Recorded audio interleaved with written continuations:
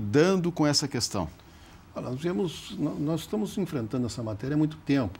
Eu fui relator de diversos processos, fui presidente da comissão do sistema carcerário no Conselho Nacional, né? E essa matéria tem sido objeto da atenção não só do Ministério Público, do próprio Poder Judiciário, através do Conselho Nacional de Justiça, através dos seus mutirões, do próprio Ministério da Justiça. Isso foi o primeiro grande encontro do Ministério da Justiça com o CNJ e com o CNMP. E nós temos hoje um trabalho de tentar resgatar esta situação de compromissos que o Estado tem, e o Estado somos todos nós, o Estado tem cidadania. Não há mais como se pensar que nós tenhamos um sistema praticamente falido de recuperação, que não recupera ninguém, de ressocialização, que não ressocializa ninguém. Nós estamos num sistema, as pessoas entram e saem piores do que entraram. Nós identificamos isso no Brasil inteiro. E que nós precisamos primeiro, achar a vontade política do administrador com uma atenção e olhos voltados, com uma atenção especial à questão carcerária. Segundo, que nós tenhamos que ter recursos apropriados e contrapartidas que sejam significativas no sentido de enfrentamento dessa questão. Terceiro, que nós tenhamos que enfrentar, inclusive, as reformas penais e processuais que permitam que tenhamos um significado número de pessoas dentro do sistema que merecem estar no sistema, mas aqueles que não precisam estar no sistema possam ter outras formas de punição que não a da reclusão e da entrada no sistema carcerário. Esse é um processo que não se resolve de um dia para o outro. O que necessita é a atenção desses órgãos todos, numa visão de traçar para o futuro, planejando uma política que possa ser implantada e que se possa, em 10, 15, 20 anos, mudanças significativas em todo o sistema. Doutor Cláudio, o Ministério Público cresceu muito após a Constituição de 88. Ele recebeu uma série de garantias, de prerrogativas para defender a sociedade. Hoje, atualmente, pela sua vivência, é um procurador de justiça que convive com quase todos os membros do Brasil. O que é preciso para que o Ministério Público, que tipo de ações o Ministério Público precisa fazer para que dê garantias, principalmente de inclusão social? Eu acho que o processo do Ministério Público é um processo interno para dar garantias à inclusão, o acesso a fundamentais, ou seja, ao despertar da cidadania, o fazer valer da cidadania, né?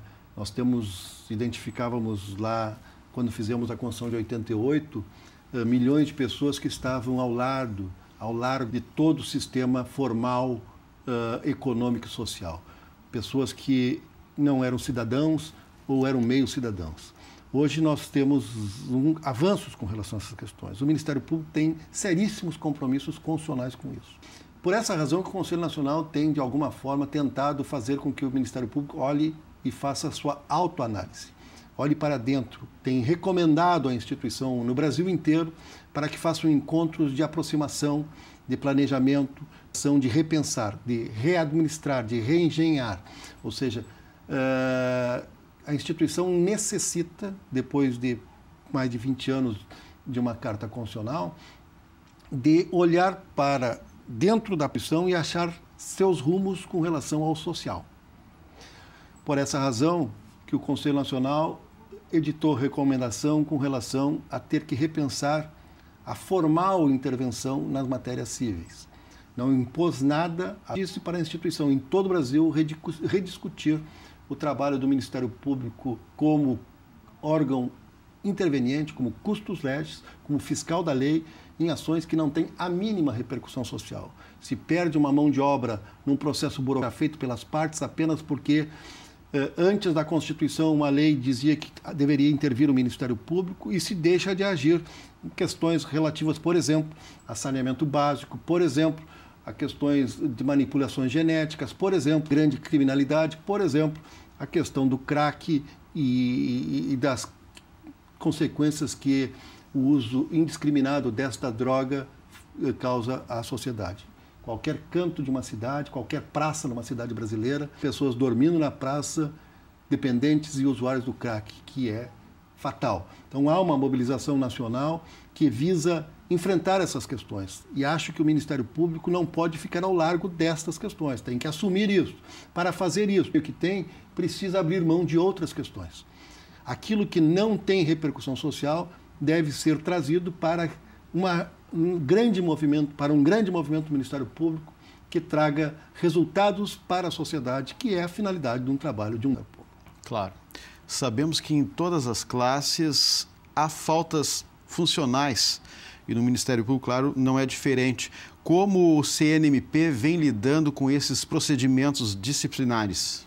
O Conselho Nacional tem sido, né, para mim, assim, uma surpresa permanente. Eu administrei o Ministério Público do nosso Estado durante um período, tive compromisso com a administração, tenho uma vinculação com a minha instituição há muito tempo, quem conhece sabe disso. Mas o Conselho Nacional é uma experiência nova que, por vezes, levava à possibilidade de questionamentos. Achava que podia ser que não acontecesse algumas coisas que estão acontecendo no Conselho Nacional. Então, é um encontro heterogêneo, pessoas que estão lá com responsabilidades durante 2 anos para um mandato, com a possibilidade de uma recondução, e tem enfrentado questões seríssimas. Nós afastamos o Procurador-Geral do Estado de Alagoas, determinamos a sua aposentadoria compulsória, nós afastamos o Procurador-Geral do Distrito Federal e Territórios, nós não confirmamos colegas na carreira, nós determinamos remoções, nós afastamos membros do Ministério Público nesse Brasil em diversas oportunidades. Ou seja, o Conselho Nacional jamais fugiu da sua responsabilidade de enfrenta as coisas com muita propriedade. Tem procurado, isto sim, preservar a função disciplinar e correcional local, ou seja, privilegiar sempre todas as regras de ação e de controle disciplinar da própria instituição, e não tentando intervir. E só tem agido quando claramente há omissão ou há uma dificuldade para que determinados processos e determinados casos possam ter alguma possibilidade de transitar em determinados ambientes da instituição. Uma última pergunta, nós percebemos também muitos jovens entrando no Ministério Público. Como o senhor vê esse processo de juvenilização do Ministério Público? Eu não tenho problema nenhum, acho que também não vejo que estão entrando muitos jovens no Ministério Público. É evidente que entram muito mais jovens do que pessoas de idade, porque as pessoas de idade já fizeram a sua vida, a sua carreira, são mais acomodados, já têm uma certa organização nas suas vidas. Os jovens, sim, que têm perspectivas novas, que querem o novo, vão buscar, por vezes, ingressar no Ministério Público. E acho também que a juvenilização ela não caracteriza jamais a afirmação de experiência. E dá experiência para as pessoas. Conheço pessoas de muita idade que são muito mais jovens do que pessoas jovens que são muito mais experientes, ou seja, fazem muito mais erros nas suas vidas do que os jovens. Os jovens, por vezes, têm muito mais vontade de acertar do que pessoas que estão acomodadas em determinadas... O que nós estamos experimentando é uma nova situação no Ministério Público hoje. Nós, aqui no nosso estado, tivemos a primeira turma de promotores que já vem atrás das reformas constitucionais, dentre as quais a 45, a emenda 45, que determinou que tenha que se ter 3 anos de atividade jurídica. Todos os membros do Ministério Público hoje necessariamente passam por 3 anos de atividade jurídica. E isto é bom, isto é importante porque não saem direto da faculdade antigamente para o Ministério Público. Tem uma certa experiência, tem uma certa visão da vida jurídica, das questões sociais, enfim, vem ao Ministério Público já com uma outra visão. Esta é a minha visão com relação ao Ministério Público, que é bom que seja jovem, é bom que tenha o vigor da juventude, possa ser uma instituição que possa tentar cada vez mais levar adiante aquilo que caracteriza a instituição, que é a possibilidade de transformação social. O senhor, como membro do Conselho Nacional do Ministério Público, tinha para o seu recado final. Eu queria, Marco, dizer para ti, para os nossos ouvintes e nossos telespectadores, né, que para mim é uma satisfação muito grande. Eu estou vendo esse nosso programa, que foi gestado lá atrás, há mais de 10 anos, quando era procurador-geral. Conversamos, sugeriste o programa, o nome do programa, e o programa ainda continua existindo nessa parceria com a Casa Legislativa do nosso Estado. Isso é extremamente importante para nós, para a instituição e para a sociedade. Eu vejo até muito mais importante para a sociedade. Ganhado o programa, muitas vezes, quando estou em Porto Alegre, e também no Brasil, onde posso ver o programa. É extremamente importante que o cidadão que está nos vendo possa conhecer a instituição do Ministério Público. Essa instituição é fabulosa, ela é fantástica, é uma estudiosa, tem muito poder, mas o poder tem que ser controlado. O que o Ministério Público tem é que ele pode fazer muito, ele pode estar a serviço da sociedade. Então, este programa tem sido um canal de aproximação da sociedade com a cidade. Acho que isto é extremamente importante. Então, eu queria, nesses minutos finais, dizer exatamente isso. O quanto um programa como este, que tu pensaste lá atrás, há mais de 10 anos, tem um significado para o Ministério Público brasileiro.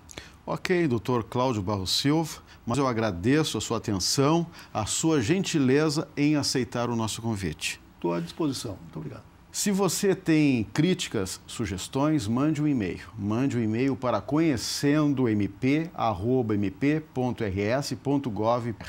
Nós vamos ficar por aqui. Na próxima semana voltaremos com mais um assunto de interesse da sociedade no Conhecendo o Ministério Público. Até lá!